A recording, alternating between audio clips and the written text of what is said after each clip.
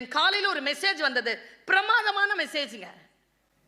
நம் அனைவருக்கும் வாழ்க்கையில் ஏதோ ஒன்றை நானும் பெற்றுக்கொள்வதற்கு நீங்களும் பெற்றுக்கொள்வதற்கு இதோ நான் கடத்திட்டு போறேன். Law of waste energy. இதற்கு கேள்விப்பட்டது இல்லை நான், இன்னைக்கு தான் நான் படிச்சேன் அதை. லா ஆஃப் வேஸ்ட் எனர்ஜினா என்னன்னு தொடங்குதுங்க மெசேஜ். பிரமாதமான மெசேஜ். ஒரு சிங்கம் பசித்து வேட்டையாட புறப்படுகிறது. ஒரு நாளெல்லாம் வேட்டையாடியது, அதற்கு இரை கிடைக்கவில்லை. அடுத்த நாள் வேட்டைக்கு போனது, இரை கிடைக்கவில்லை. மூன்றாவது நாள் வேட்டைக்கு போகும்பொழுது மாலை ஒரு வேட்டை கிடைத்தது அவனுக்கு. அது சொல்லிட்டு அந்த லா சொல்லுது, 3 நாள் அதனுடைய எனர்ஜி இருக்குல்ல, அது வேட்டையாடுறதுக்கு கொடுத்த எனர்ஜி, அது 90 விழுக்காடு வேஸ்ட் ஆயிருக்குங்க. 10% தான் அவன் ஜெயிச்சிருக்கான். அந்த சிங்கம் 10% ஜெயிச்சிருக்கான். இன்னொரு வார்த்தை பாருங்க, அடுத்தது வாங்க.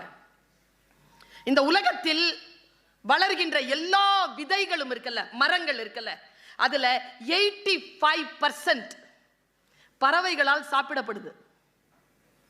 15% தான் வளருது. அப்படியே நிறுத்துங்க இது. அடுத்தது மழை பெய்யுது இல்ல, 85%க்கு மேல மழை கடல்ல தான் பெய்யுது, நிலத்துல பெய்யறது இல்ல.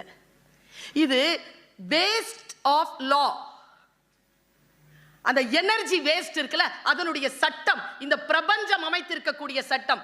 100க்கு 100 விழுக்காடு சிங்கம் ஜெயிச்சதுன்னா இந்த பூமியில் அதை தவிர்த்து வேற யாராலும் இருக்க முடியாது.